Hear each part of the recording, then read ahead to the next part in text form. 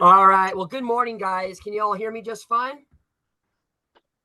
Yeah. Awesome. Very good. There was a glitch with Zoom some time ago that if I went into record mode and then shared my screen, it would like mute me out. So then I would be off to the races. I'd be talking. Nobody could hear me. It was terrible. And it's been a minute since we've done one of these. So hopefully won't run into too many challenges. Well, welcome to the Leadership Equipping Workshop call, guys. Very excited to have you. Sorry for the delay. Would have loved to have had this in January.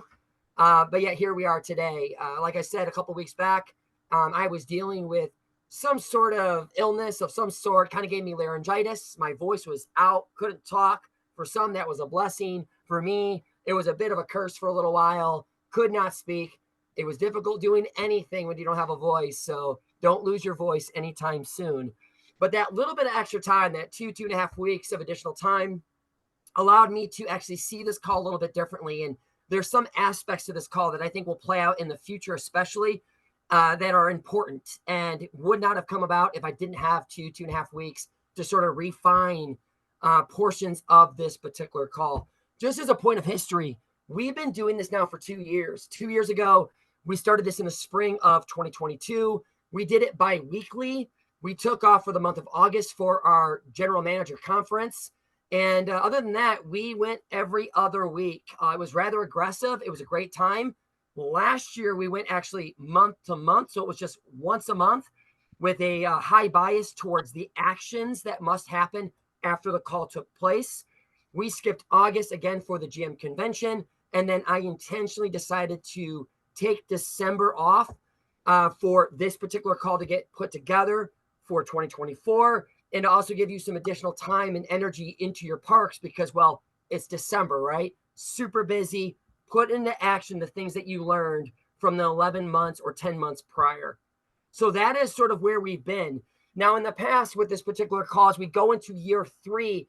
I look to what we've done previously. And in the past, we've done a lot with skill set building, and that was important. How else do you see what you've learned but through skill, through actions you take? We will continue on with skill and action, such as conflict resolution, communication, how to work with other people, how to delegate, just to name a few things. And those things are important. But equally important, if not more important, is character development, learning how to work with one another. Those are key things. Learning about leadership principles and how to put those things into action, and how a skill undergirds what you've learned as your character is developed. I've asked this of a few of you before, but I'll just bring it up once more. If you were to put 2 people in front of you and you were in charge of promoting one or the other, and both had equal skill, both had equal availability, and you were faced with just promoting one, almost always it's going to come down to the one that shows the greater character. So again, character development is going to be really big during our time together over the next 11 months. And I'll just tell you, we will get 12 calls in. That's going to happen. Even though we're starting a little late, we're going to double up in May. We're going to double up in September, assuming that we're going to be having a conference in August. And our focus, our theme, if you will, is people and presence. We'll get to that in just a moment. So a mission statement. I think it's important to have a mission statement because, well, how else do you know where you're going? In fact, a lot of mission statements are written and most people can't even remember them. That's a problem. To write out a mission statement, this is where we're heading, this is what we're going to accomplish, and not a single soul can remember what it is. Now, I'm not asking you to memorize this, but I believe for the most part, this is memorable. And if you come back to it enough, you're going to know at least portions or pieces of this particular mission statement. So what are we trying to accomplish? We're looking to develop wholehearted leaders with abounding character that display skill and excellence in the presence of their people. That's what we're looking to accomplish. That's what we will accomplish. That's a capital W-E here in 2024. So why people? Well, who else are we leading? How else do we get anything accomplished? If we as a business forego making it about our people, then we cease being a business. I believe that at a young age, when I had my first managing gig, it was something told to me by my dad, who's been managing for many, many years. He said, never forget it's about your people. Manage alongside, not against them. And that remains true today. It has to be about our people. Here's a quote from Bill Hybels. He says, one of the greatest joys of leadership is assembling and knitting together teams of fantastic people. I would wholeheartedly agree. I think that is entirely true for what we do. Teams of 50, 55, 65, maybe even more. We're building something and we can't be successful on our own. We need a team of people to do it through and do it with. So why presence? Well, who makes the intentional choice to only show up somewhere in part? Well, frankly, most people do just that, and they are not even aware of it. Segmentation, compartmentalization, living one way in front of one group while acting differently in front of another. It really is a terrible thing when we buy into the lie of you must leave it at the door, that perspective. Now, I'm not to say that if you've had a rough go getting out the door from your house, from whatever interaction you had before you entered through the doors of Slick City or Sky Zone, that you should bring that in with you. No, check that for a moment. What I'm really getting at is how you show up in one place is how you show up everywhere else. And so I like the imagery of Superman because bullets bounced off of Clark Kent too. Did you not know that? So although he showed up in one place, suit and tie, ready to report on the daily news that occurred there at the Daily Planet, if a bullet came ripping through the room, he would step in front of it. Why? Because bullets would bounce off his chest. Now, none of us are Superman or Superwoman, but I like the analogy of Superman was Superman everywhere he went, although he walked around as Clark Kent some of the time. And so we must show up in the same way we show up everywhere else, whether at work, at home. Yes, the language can shift, and that's entirely okay. But we must be fully present. Our people deserve it. And in particular, we can't grow as well in our leadership capacity if we're not fully present in our leadership. 2 platforms we will be using this year. You're on one of them, Zoom. You're very familiar with it. We're also going to be using a discussion site. For those familiar with it, it's called Slack. It's a workspace platform. We're also going to have on there assignments, articles, videos, other training items. And there's sort of a twofold approach to why we're going this direction and not just using, say, a WhatsApp or Google Classroom. I looked at Google Classroom and we may inevitably be in more of a classroom setting. But just to dip our toes in the water, I decided on Slack. I'm familiar with it. I have a few others that are familiar with it. And there's more we can do with Slack than what we previously could do with WhatsApp. Now, every other company communication for the time being is still WhatsApp. That's what we do. It's tried and true. But in particular for this sort of thing we're doing, leadership equipping, to actually have meaningful interactions, to make a decision to click on Slack versus WhatsApp, to be able to effectively put out of the room all the additional noise and actions of the day. What's coming through the comm chat, for instance, or your own park-related chats. You can push that aside and intentionally be a part of leadership equipping discussions as they take hold through the month. So that is really the twofold approach, an intentional place to connect that's outside of WhatsApp, but also be able to put articles and assignments and videos and truly host content, if you will, on Slack. The link to this will be made available to you, funny enough, on WhatsApp here right after the call ends. Layout of the call, it's simple. Listen, learn, and lead. So when talking about listening, this will be the educational side of the call. Funny enough, it's not the learning side, although you'll learn. But if you just effectively listen, this intentional time is more than just a download. I don't even like using the word download because it brings me back to being a teenager, and I'm going to date myself a little bit. But we used to download music legally, and it would be on dial-up internet, and you would click on a bunch of songs or whatever in the morning before you went to school, and you would come back and they would still be downloading. All you all know this today as downloading, say, a video game. It takes time, but there's not much you have to do. You hit a button and it downloads. Please mute yourself if you're have an open mic, please. Thank you. And so there's a download, and it's a very passive act. You walk away from it, you come back to it, and voila, you have something. This is by far not a download. Although it's a requirement is to listen. More importantly, is to engage with the instruction.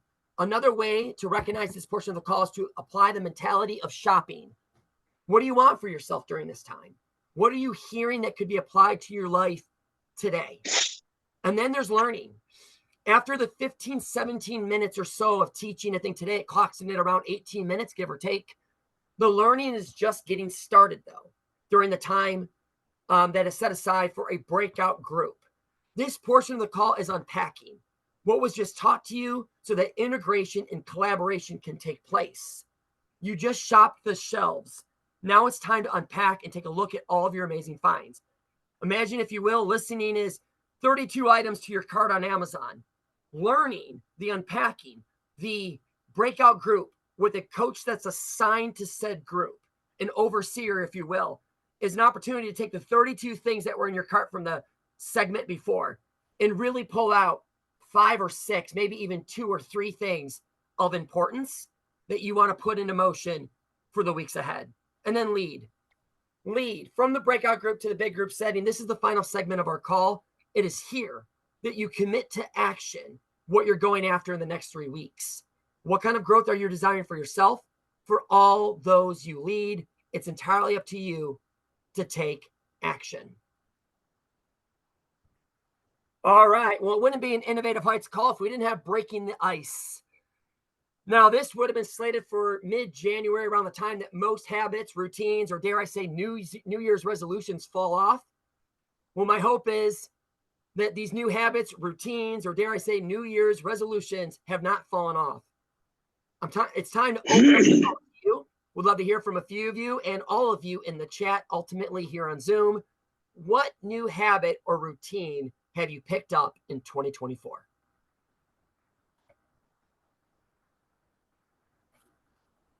Well, Lance, I started taking cold showers to wake up in the morning, and boy, oh boy, that's a way to wake up. And sometimes it takes me about 2, 3, sometimes 5 minutes just standing right there, like with the cold shower on. I'm like, oh boy, am I gonna do this?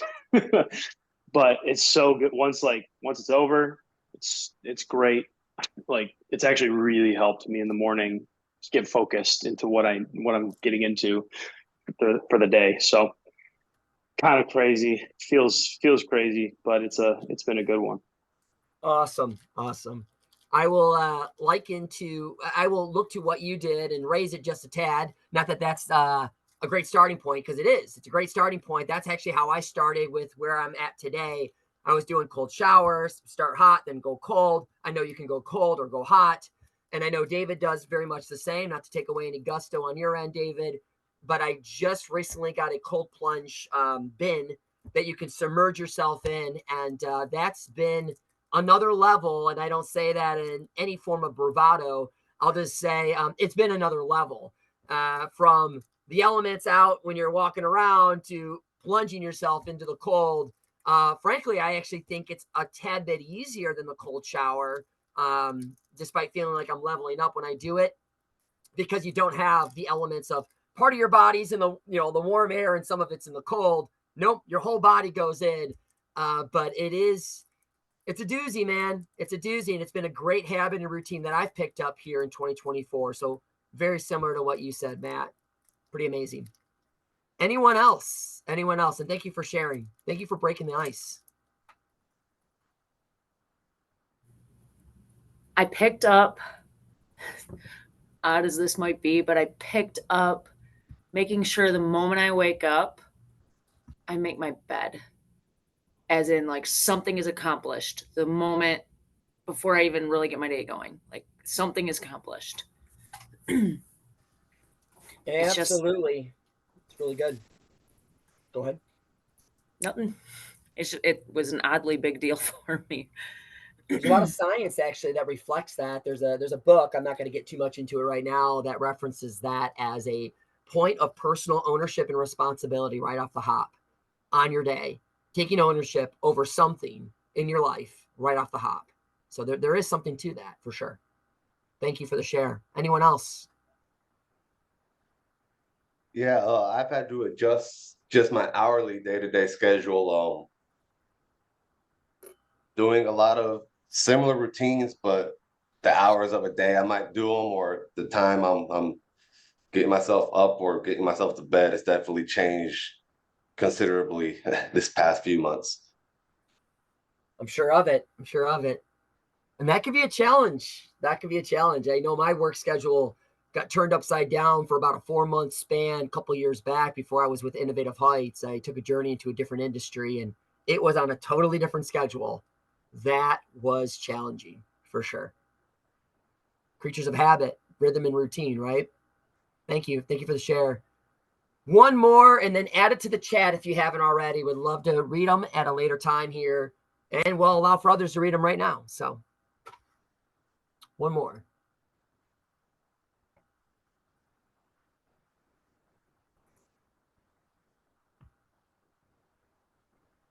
Hey Lance, mine is just trying to get to bed earlier, at a decent time, not trying to stay up all night and surf the web or whatever.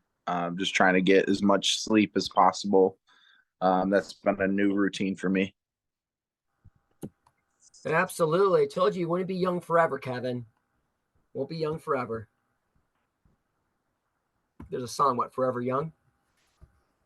If Wade was on the call, he might break out in song, but, well, he's not here right now. So awesome.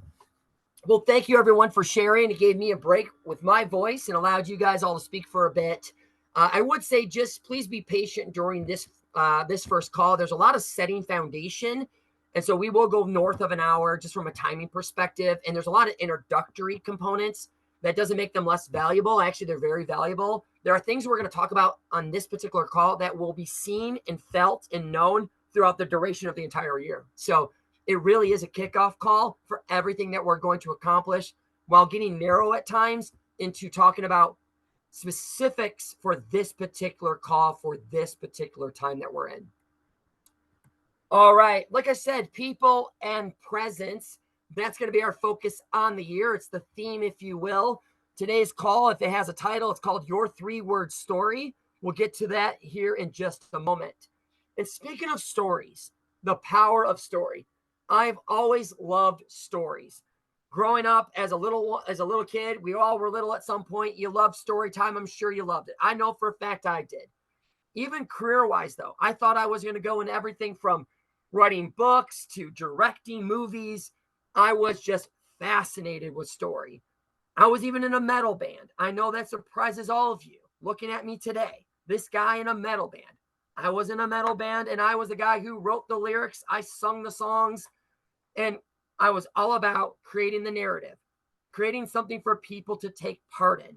We live narratively. No two ways about it. Everything we do, from the interactions we have upon waking up, to the drive into work, and the guest conflict you just dealt with an hour ago at the register, all tie back to the powerful reality of story. We live narratively, and every interaction we have ties back to the chapter being written today, the story that we will tell others about in the future. Life is filled with small, seemingly insignificant moments that have the potential and the potency to be earth-shattering, life-altering, if only we take a moment to recognize both the small and the significant.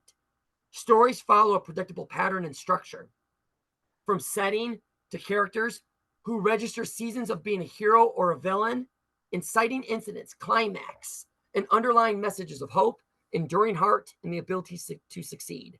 You're living a story. You're the star of the show. What's your 3-word story? You'll find out here in just a little bit. So, decide, commit, succeed. That was all the talk in 2023. If you were a GM, and from GMs to managers to leads and beyond, decide, commit, succeed, otherwise known as DCS. Well, we haven't left that. That's going to be a foundational piece of our times together this year as well. In August, it was seen as a goal-setting mechanism. It still is by that. Decide. What do you want to do? Commit. What's the real reason? What's the passion behind what you've decided and what you're ultimately committing to? And then being successful, knowing when it's going to happen and really where it's going to happen. And so we'll be covering decide, commit, succeed as well through the duration of this year, because it's all one big decide, commit, succeed. It's about you. It's about your team, your decisions, your commitment, your success. Dare I say once again, it's about your story and how it ends up. Head, heart, hands. This is a mechanism, if you will, that we will utilize. I like kind of staying with all the H's. It's easy to remember. Head, heart, hands. Last August at Decide, Commit, Succeed, the GM convention, I talked about a decision-making mechanism that you could use called head, heart, gut. This is similar, and yet it's different. Head, heart, and hands represents a learning style, if you will, a way of learning, engaging with material, and ultimately creating new experiences, a new way of relating to those around you. So first off, often is the head. Most, not all people start the process of learning, of growing at the head level. It is here that who and when are recognized. Followed closely, most often, but not always, by the heart. Think about something long enough and you will begin to feel your way to a decision. It is here that the why is fully explored. And if the why is fully recognized, the following will occur. Action or hands. To get anything done, one must not live in concept or romance their way around a decision. The how and what takes center stage. An idea gains legs. A desire of the heart is found. Ultimately, it leads to an experience. How else does someone move into sustainable change? They experience something, they learn from it, and they adopt what is favorable to them. This is how all of life is worked out. When you're looking for sustainable change, to go from one way to another way, you start making your bed in the morning. To go from one way to another way, you start having a cold shower. You start looking to these little things you can do, and you play off the experience, and you look to the favorable outcomes. And if they're not so favorable, what do? You shift. You go through the thought process, the heart process, and ultimately you take different actions. This is something we do all the time, each and every day, for ourselves as leaders and for those we lead as well. So now is the formal time of instruction. I'm going to cut this down from 18 minutes. We'll be rocking and rolling and off to the races soon enough. So leadership made simple. Let me show you something real quick here. So in the terms of leadership, we have in front of us a whiteboard, if you will. You guys see the whiteboard? Give me a thumbs up if you see it.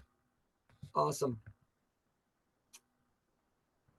I may not be able to do what I want to do. I'm experiencing limited bandwidth right now. But when we think of leadership made simple, there's you. You are going somewhere. You have a destination. You're heading somewhere. And over here, if you will, there's others. There's a you. It's amazing, actually, there's a you. And there's others right here.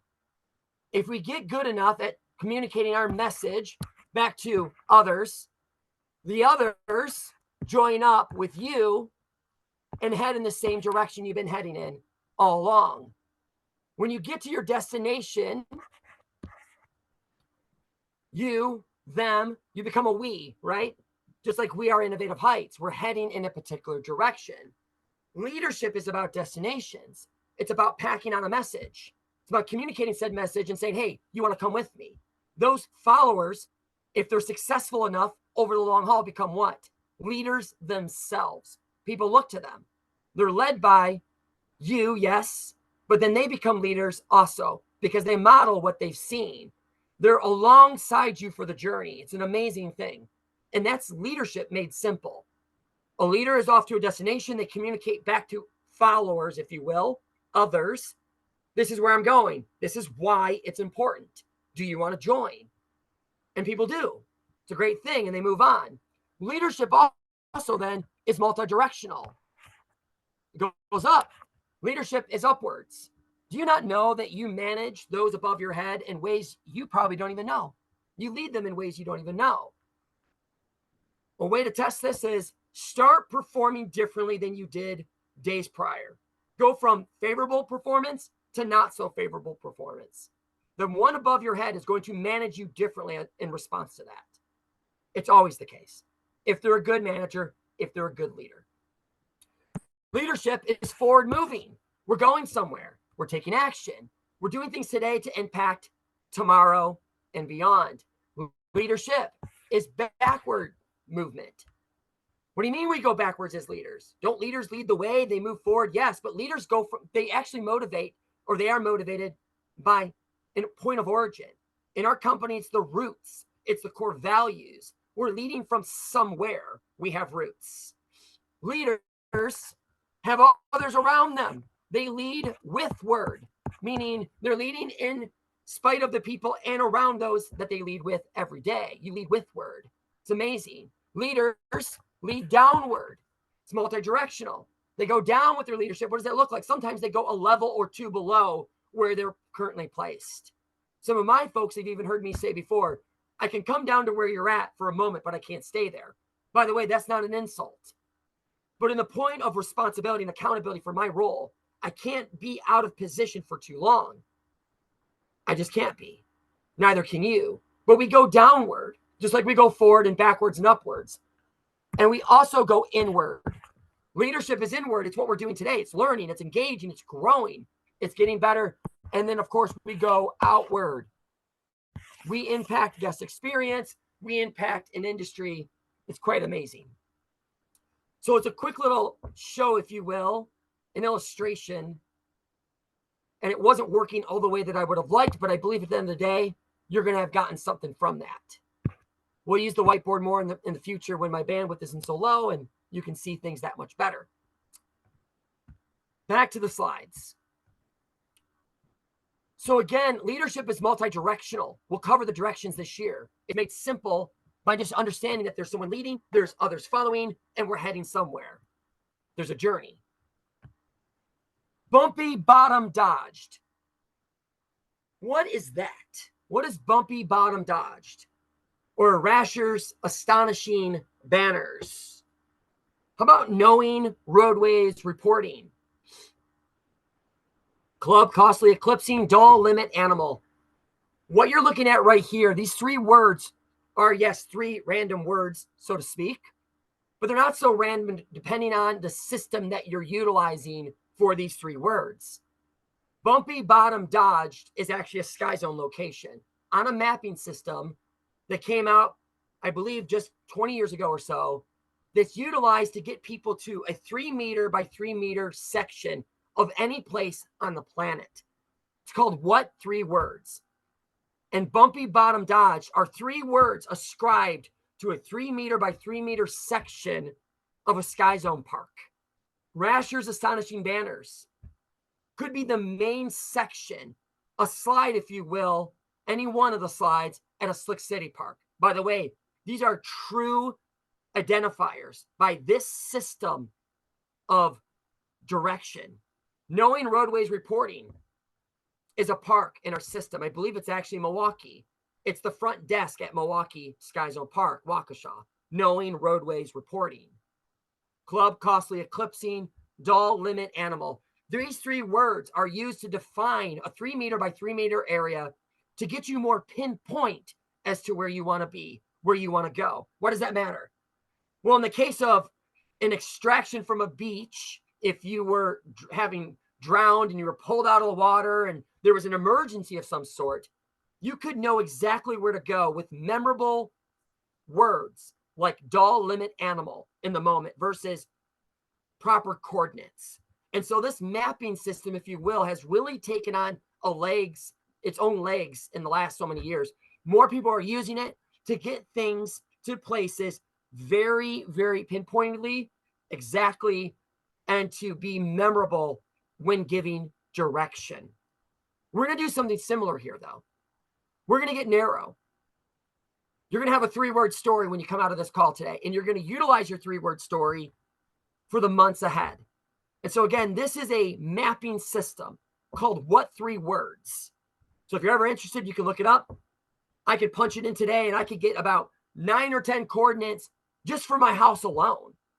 I can know exactly how to tell somebody to get to my living room. quite astonishing, actually. So play with it, if you will, at some point, but it's used as an example to get you more targeted, to get you more narrow.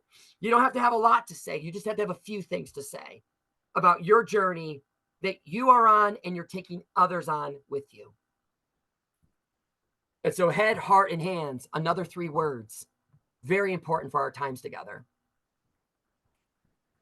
So again, head, heart, hands experience will play a vital piece of the puzzle throughout the duration of the year. We're going to use this mechanism for learning, for becoming further equipped, and leading others around us. So first, the head. A man is literally what he thinks, his character being the complete sum of all his thoughts. James Allen. Head, strategy, ideas, mindsets, beliefs, thoughts, just to name a few things, perceptions. The body goes where the head goes. I've heard that said before. Neuroscience is displaying the power of the mind, the plasticity of the brain that changes with what we believe. We talked a little bit about this last year. Very little is set in stone if only we transform our thinking to align further with our values, with our desires. Cognitive scientists are finding that people's mental maps, their theories, expectations, and attitudes play a more central role in human perception than was previously understood. Neuroleadership.com. To bounce off of that, you can look no further than what we call the placebo effect. Medical scientists cannot understand for a moment, they've tried for many years now, to understand how a placebo, a sugar pill, if you will, accounts for 28% of those who are very ill becoming suddenly well. Something about when you're told that what you're being given will help you, not hinder you, can click something on in your brain and start to rewire the circuitry of your mind and your body and everything else that follows that. It's amazing. Do I understand how it fully works? No. Do I have some theories? Sure do. We're talking about the head, right? I have some theories. I have some ideas and beliefs around that. Yet this is how we're created. It's a work and a wonder. The head is very important, but we can't just stay with the head. But before we move on to the heart, I'm going to ask you a question. This is an important question. How do others see you as a leader? I asked this of a handful of you the other day. You found this exercise to be extremely helpful. You found it to be even challenging. But what was so challenging about it was this. You must answer this question with one word.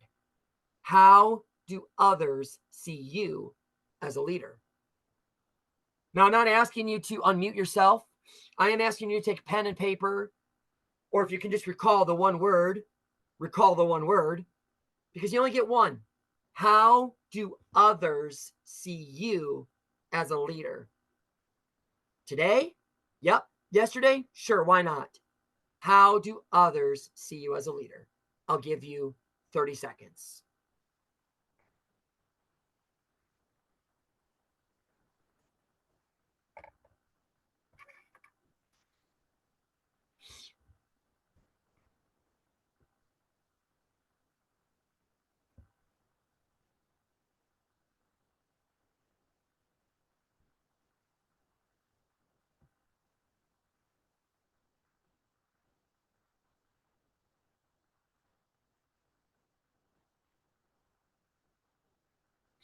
Few more seconds.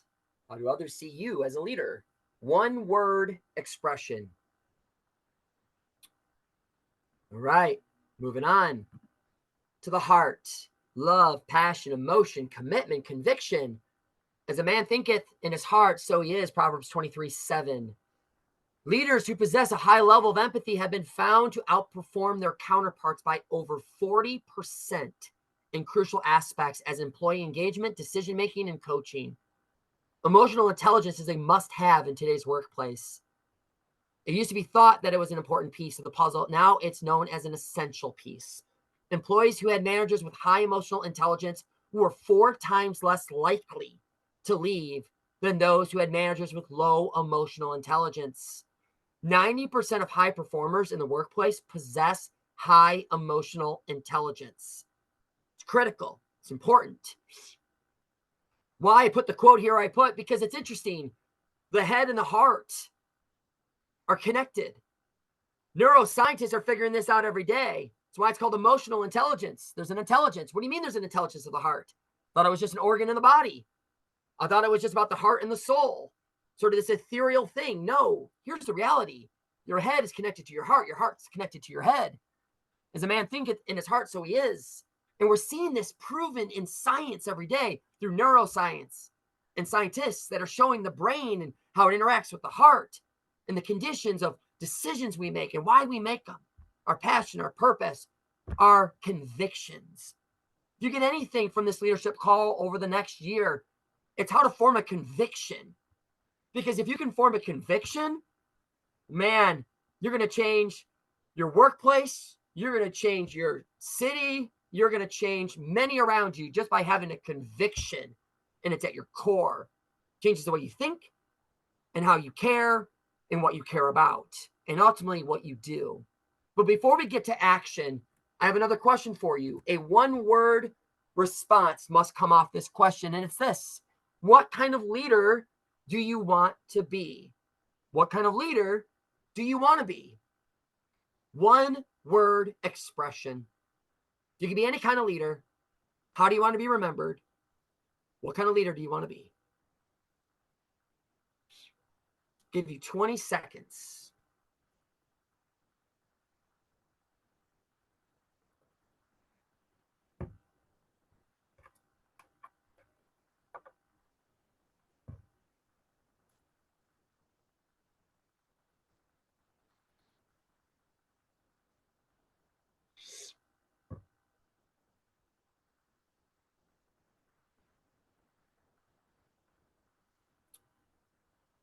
Few more seconds. What kind of leader do you want to be?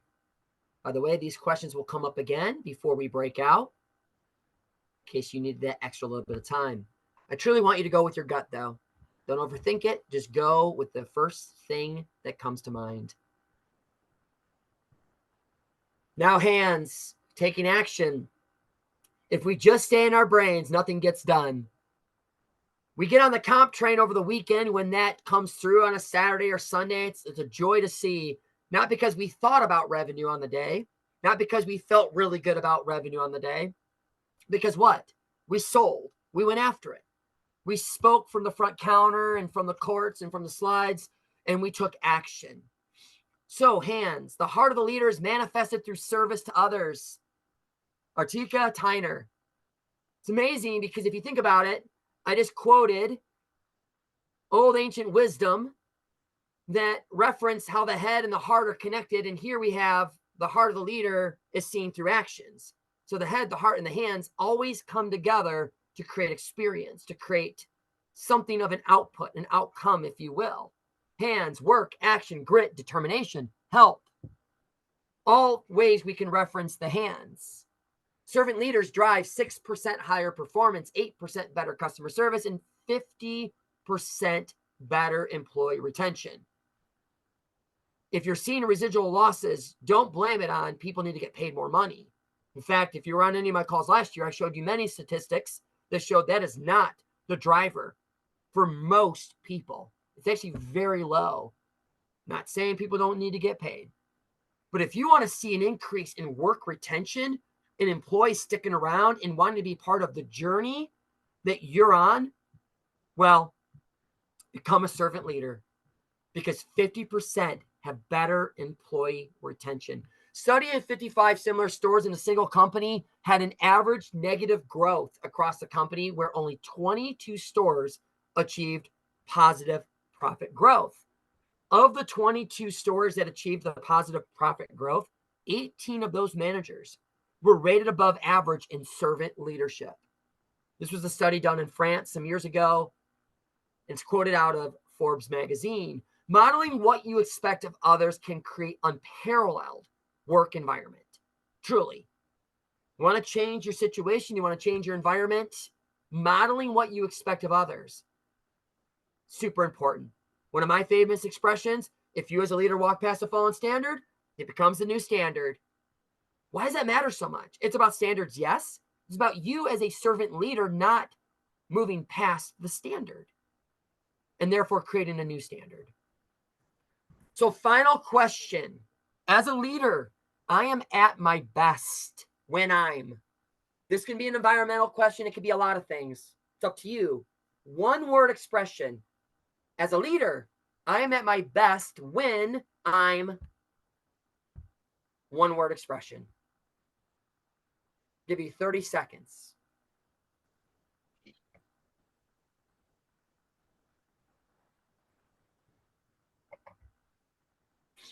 By the way, it could be a state of being. It could be a place.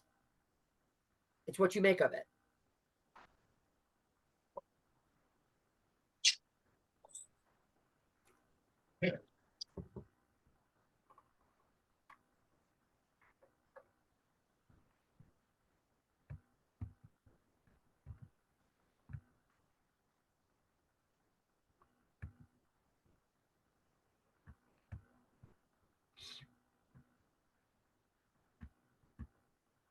All right, a few more seconds. For some of you, I asked these questions ahead of time to see how this experience would be for you all.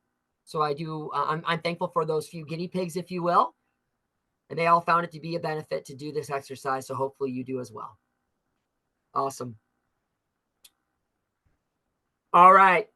The next little while, maybe not quite 20 minutes, although I slid this for over an hour. So I think we're going to be okay on our time here, but we'll kind of play it by ear. We're going to have some bigger groups, but this time is called unpacking. It's taking what you might have put inside your cart and really understanding better what you truly want. It's a time of collaboration, integration of what was just learned, what was just taken in.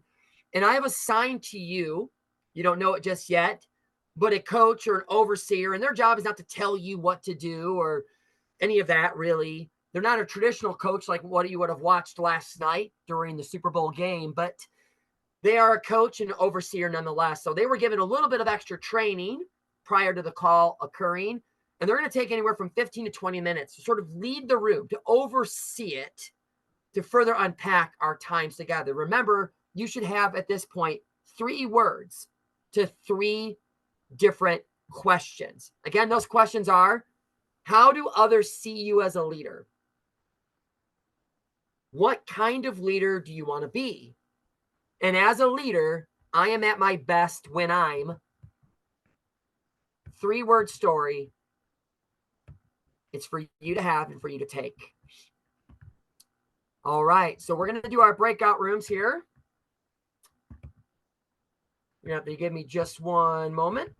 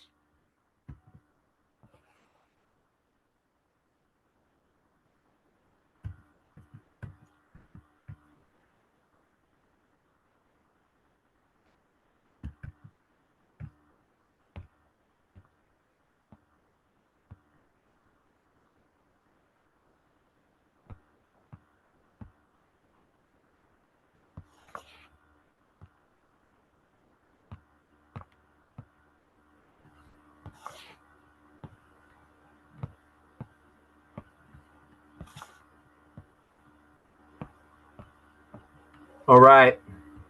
You're about to enter into a room. In your room, there's going to be a coach. Could be Coach Devin Gibson out of Grand Rapids. Could be Hannah over in Murfreesboro, Stephanie out of Shelby Township, Cody out of Canton, and David out of Florida. Those are the 5 rooms that we have with 5 leaders, coaches, overseers, if you will.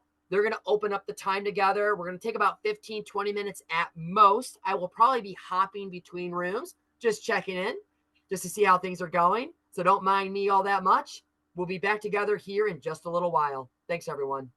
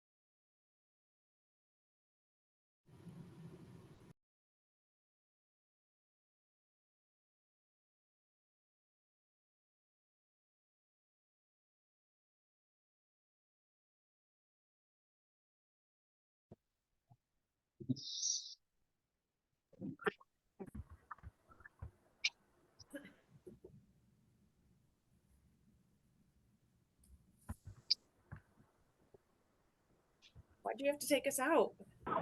I know. Man, oh man. Well, hey, the conversation will continue, just not for this moment. So that's good. That's good. Yeah, I was hopping around in different rooms like a fly on the wall. Seemed to be that everyone had great discussions going on, and tried to be as unobstructive as possible when I snuck in and kind of listened in for a little while there. But some great conversations. We'll continue some of that here in the big room that we're in right now.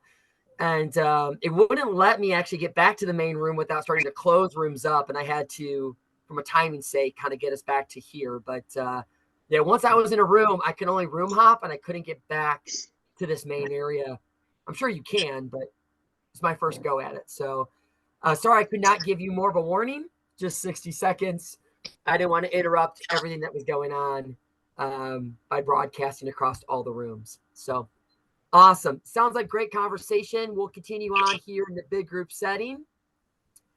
Thumbs up. How did your coach, your leader, your overseer do? Everyone's going to give a thumbs up, right? Everyone did great. Just straight thumbs down. I heard about kickball teams when I was in David's group. He didn't even know I was there. Heard about kickball teams. Not entirely sure what that was about, but I know they were having some awesome discussion. Matt Taylor was reflecting with Hannah. That was right before I kind of got everybody back here. Yep, I was in your room. I was listening. Stephanie was doing great. Devin, Cody. Some of you had like 6 people in your room. Some of you had like 2, 3. Sorry about that. People would drop off or not join up, and they got maybe a little skittish or something when we did the breakout groups. But, you know, all in all, I don't know if it was easier running 2 people or 5 or 6. Challenging for different reasons, but we'll continue here. So what I told some of you when I was in your rooms, when I did speak, was to start thinking about an action you can take. How to build to these 3-word expressions becoming an action. In particular, the second question, what kind of leader do you want to be? Now, if for you it was, I want to be a memorable leader, you might look to what you could do differently today, a small step even, of creating the potential for you to be a memorable leader. Effectively, when you look at this 3-word expression, you have found yourself to, you have found a perception of you as a leader. How do others see you? Whether it's true or not, entirely up to you to figure out.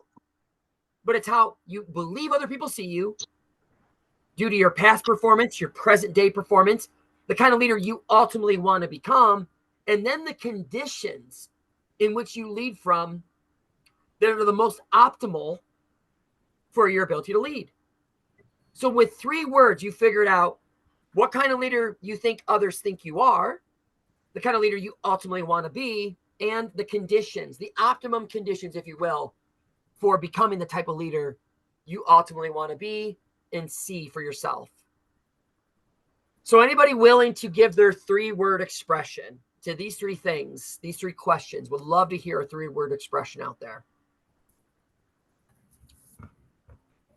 I'll go. Go for it. Mine was cool, effective, centered. Cool, effective, and what was it? Centered. Centered. Cool, effective, centered. I see you as cool. I think you're a cool guy. I surely believe the road you're taking will bring you to being effective, and you're at your best when you're centered.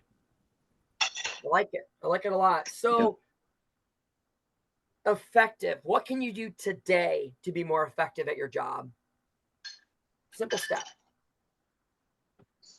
So Hannah was kind of talking about this a little bit, but like follow up just in terms of in setting expectations. I think I set expectations as like when something goes wrong, I'll set an expectation. And then, you know, hopefully going forward, it's there so kind of actually being a little bit reactive in how I set my expectations for team members. not all the time, but there are ways that I see that at work. And kind of coming into the day, setting an expectation for how I'm choosing to manage a shift, like at once, for the team to be able to hear, I think is actually a good step to take today. Absolutely. Love it. It's very good. Yeah. It's amazing about these 3 questions. They give away to only 3-word responses. All in all, is that you can ask these questions of even those you lead, your team member, if you will. How do others see you as a team member, as a peer? What kind of team member do you want to be? As a team member, I am at my best when I'm insert blank. These 3 questions tell a whole lot about an individual, where they're at and where they want to go. Anyone else want to give their 3-word expression, their 3-word story? Yes, I will. My name's Philip, Flick Awesome. City, Katie. Inspiring, consistent, and approachable Okay. is the 3 I strive for, because I feel in our field and the age we working at, we get a lot of young kids their first job. So you want to be inspiring, you want to be consistent and approachable. It makes your work environment comfortable and positive. And as a manager, you try and prepare your replacement. So you want that to be something that can carry on, and consistency is something that helps build your workers to be comfortable in uncomfortable situations when the job gets packed and gets very busy, and it starts with management. And this type of manager I want to be, that example that keeps them comfortable and makes me approachable by all. Absolutely. Excellent. You said so if I'm getting this right, you said inspiring, that's how you think others see you. Yes? Others see you as inspiring? Yes. Awesome. Now, I don't know you whatsoever, Philip. I'm glad you're on the call, by the way. Glad to have you, and the rest from Katie. Very excited to have you here. So I don't know you at all. So not knowing you, I'm not here to confirm or deny, but when you say inspiring, that's your 1-word expression. What is it about you that brings about that you're inspiring? What do you see in your leadership, present day and past? Just came out of a weekend. What did you do on your end to be that inspirational leader? Be supportive, to be consistent, to be there to help, make myself available, and to be that example of what should be done. And when we're very busy, making sure you're there to help, make sure you're there to lend a hand, make sure that you're letting the workers know they're doing a good job, make sure you helping them correct their mistakes while inspiring them to continue. A lot of times when you're dealing with the younger age, when you correct them or tell them something, sometimes they get in their feelings and want to step back. But you can be inspiring to them by motivating them, be a lending hand, not always telling them what they're doing wrong, but show them what to do right. Yeah. Yeah. Well, you sound like an inspirational leader. Glad to have you on the call. And I bet you're going to find ways to create an environment that's approachable, both for you and for those you lead. You are going to be that consistent leader because you know the makeup, the DNA, if you will, of being a consistent leader. And yes, you do sound inspiring. So appreciate that. One more individual, brave soul. Your 3-word story. I can do it, Lance. Absolutely. I wrote responsible, teacher, and I struggled with my 3rd word, but I think I'm going to go with uncomfortable. Uncomfortable. Okay. I think in my comfortable situations, I feel like I get lazy in comfortable situations. And then when I'm in uncomfortable situations, that is when the best ideas come to my head. And I think that's when I am at my best is just when I'm in uncomfortable situations. Not that I put myself purposely in uncomfortable situations, but Sure. being in a busy park as Milwaukee is, there are a lot of uncomfortable situations that happen here, and I just feel I'm at my best when I'm in uncomfortable situations. So Absolutely. That's awesome. That's awesome. So you're at your best in uncomfortable situations. yeah, Most people I'm would not weird. I think. know. No, that's great. It's great. At some point when you said that, I'm like, oh, well, how are you going to how are you going to get to the point of being comfortable when you're uncomfortable? And I'm like, well, actually, no, that's an optimum condition for you. Is that when your back's against the wall, when you're left to being uncomfortable, you seem to do your best work. That's grit. That's determination. That's great. That's awesome, Ashley. So responsible is how others see you. You ultimately want to be seen as teacher. I see that in you. Obviously, you have a background to support that. And even in the workplace, be a teacher, be a model, be an example. And you're at your best when you're uncomfortable. I think the challenge with that is going to be, if there's any, is that if that is where you grow your best is in uncomfortable situations, most people probably are not wired that way. I'm not going to take Yeah. a poll here on this call. But if you're bringing people with you, just be mindful of, I'm not saying this is wrong or right, just be mindful of those that you bring with you into those optimum conditions for you of being uncomfortable may not always be optimum for them. Just saying that. So I'm not going to take a poll here. There's no wrong or right. Just be aware of that with others. Yeah. But that's pretty amazing. Awesome.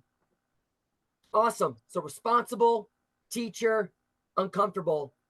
What is one small step that you're going to take today to be more of the teacher that you want to be? We were kind of talking about this in our small groups, and I'm kind of stealing ideas from like Krista and Julia and Lydia and Stephanie. The goal. Yep. But being like Julia said, she wanted to be more present. Krista said she wanted to be more open. Kind of it's accumulating all of that into one, just being available, open, present to all employees that may need something, or just need to have a sit down talk for 5 minutes about something that went wrong in their shift or anything like that. But just being open to them and letting them know that I'm here for them. I've been in their shoes for a very long time, been in the business for a very long time. So I just letting them know I've been down their path before, and it does get better. It does get easier. And they just need to be mindful of anything that could happen in the park. So awesome. And taking from one another was a big part of that exercise. Yeah. Mm-hmm. Yeah. So shout out to my group, because I took a lot of ideas from them. It's awesome. Very good. Very good. If you can't tell, and thank you so much, Ashley, and for others for sharing, I really do appreciate it. If you can't tell, this segment's about taking action. Now, the time's been ticking, so we're not at 20 minutes. We've been doing it now for a little while. Won't be quite 20 minutes, even if we had just started right now. But taking action, we have to get outside of our heads, and we can't just feel our way to the overall goal that we're setting for ourselves and for our teams. We actually have to put something into motion. We must take action. If we're going to have one more of you, surprise entry, I'm sure there's somebody who's been chomping at the bit for the 3-word expression. What you have? 3 words.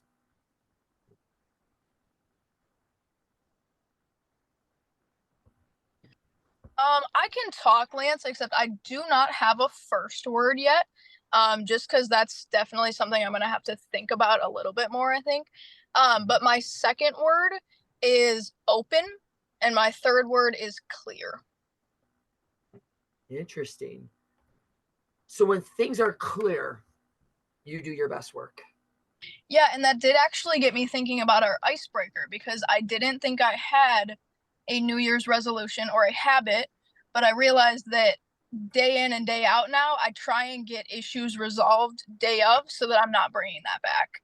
Or like if it's in the morning, I get the issue resolved in the morning and then let it go. Like don't take it the rest of the day, otherwise you're not gonna you're not gonna be in a good mood.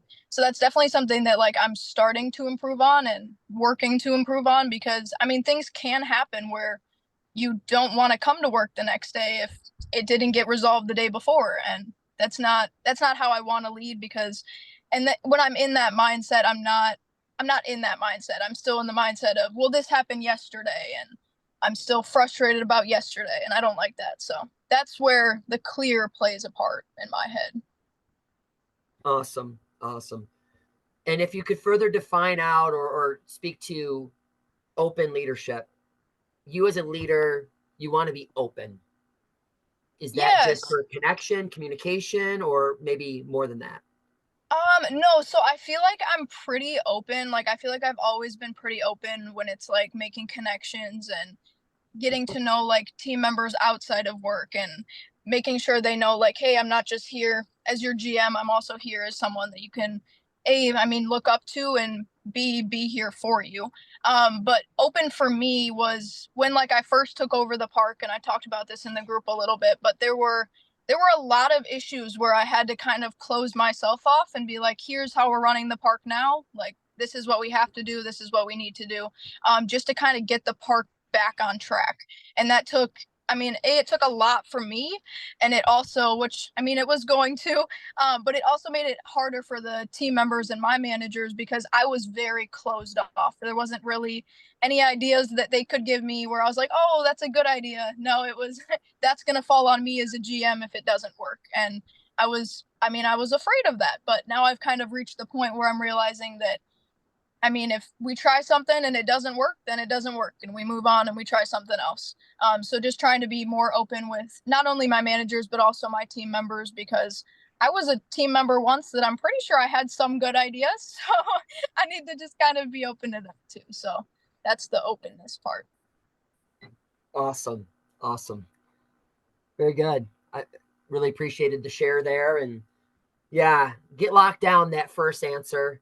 And, as I was saying to others, and maybe I said it in this bigger room, but I definitely said it in a small group setting, a small room setting there, breakout wise, because you take action and because you achieve, say, the kind of leader you want to be, these are one word expressions. So say if you want to be a memorable leader, or maybe you're a leader that you want to be, I don't know, well, like you said, open, you achieve that, you accomplish that, then you move on to the next thing. The next area of interest for you as a leader goes, right? Because leadership is so multifaceted.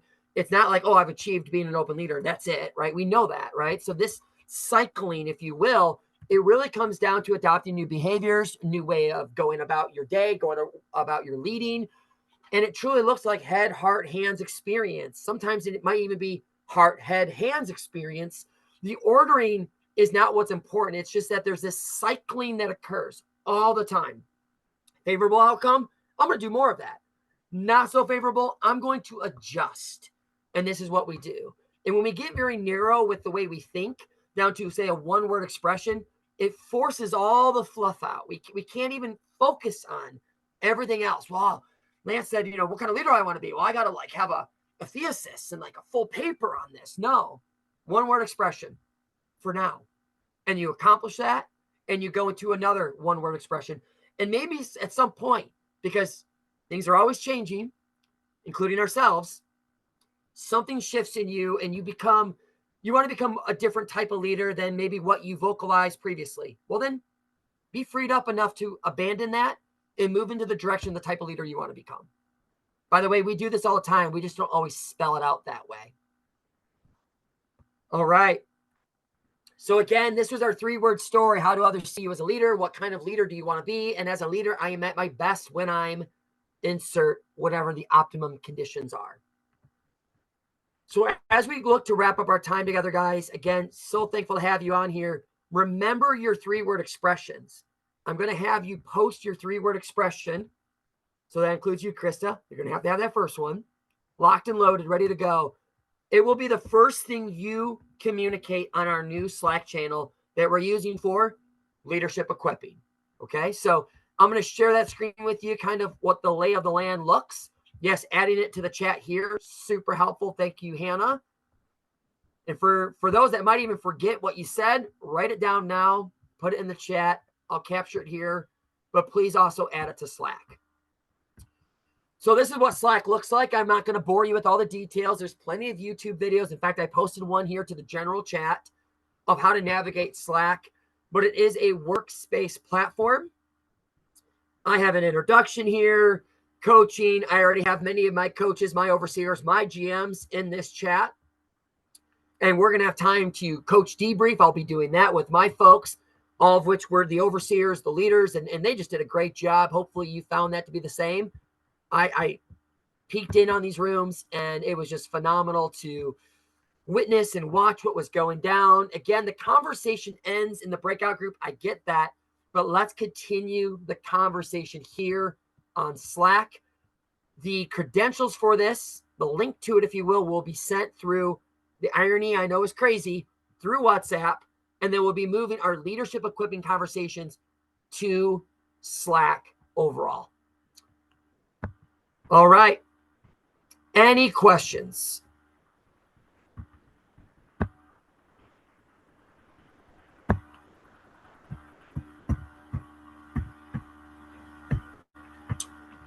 All right. Well, remember your 3-word story. I'm going to have a bit of an assignment or a tool that you can use that I'm going to update or upload rather to the Slack site that we're utilizing. So I'm going to send the credentials through WhatsApp and then start to navigate it, start to read things through, and I'll have some additional items for you here shortly. Thank you, everyone. Appreciate the time you spent with me today here for our first call of many that we're going to have across the year. Thank you. I'll see you on Slack. Take care. Thank you, Lance. Thanks, Appreciate Lance. you. Thank you, Lance. Thank you. Thank you for joining. Appreciate you guys. Go, Spider-Man, go.